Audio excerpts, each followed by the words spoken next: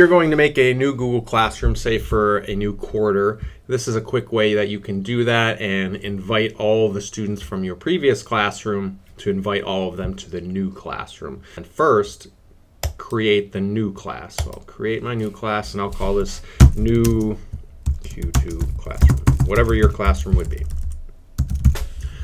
And then you might want to put quarter 2 in the section, 2020, 2021, something like this.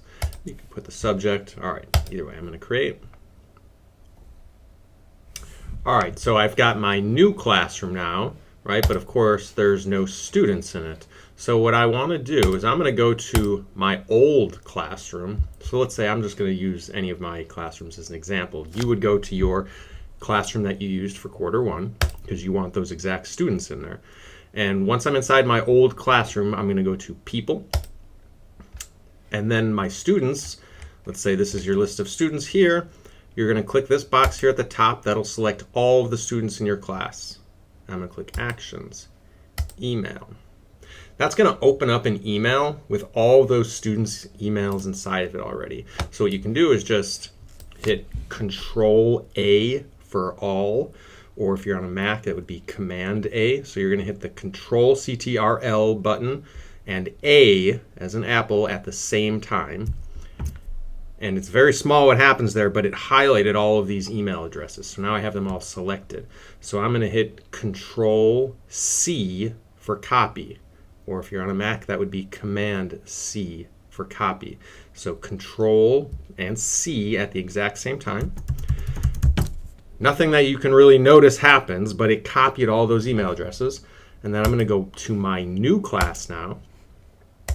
My new Google Classroom. I'll go to People, Students. I'm going to click on this Invite Students icon.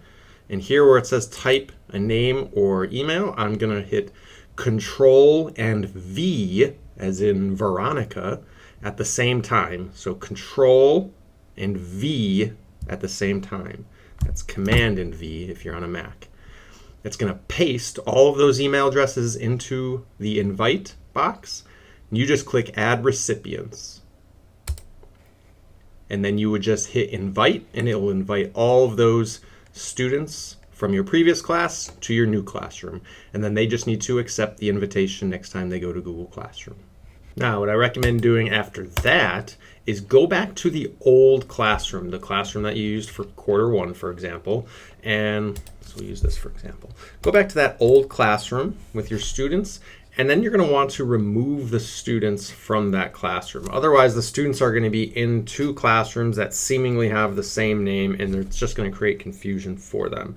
So you're going to go to the old classroom. You're going to click this box here all the way at the top. That selects all the students, and then you'll click Remove. It's going to ask you, are you sure you want to remove all these students from the class? And you'll just confirm that by clicking Remove. At that point, you'll see the student list would be empty. And my final recommendation then is to archive this class. Just a note of clarity, archiving is not deleting. Archiving it simply removes it from this dashboard so that you don't have a really cluttered dashboard with classes from previous quarters, semesters, years, cluttering the dashboard. So to archive a class, you just click on the 3 little vertical dots here at the top right of whichever class it is you're going to archive and select Archive. It's going to ask you to confirm if you want to archive that class. You just click Archive and that confirms it. Again, this isn't deleting it, and it's not deleting any of the assignments. So if you ever want to pull any of the assignments that you created in that archived class, you can still do that. You can still reuse those assignments and pull those assignments into current classrooms. It's not deleting any of that. It's simply removing it from this main dashboard so that you have only the current active classes in your dashboard.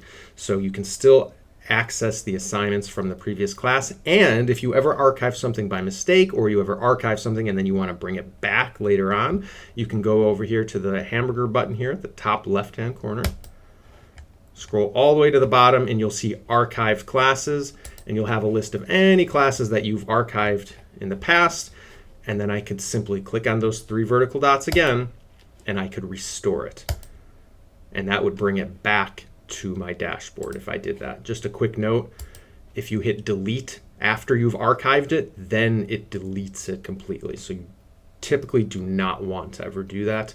Just keep it here in your archived classes, and then you could always restore it if you want, and you could always access those assignments. So I could just click restore, and that'll restore that classroom.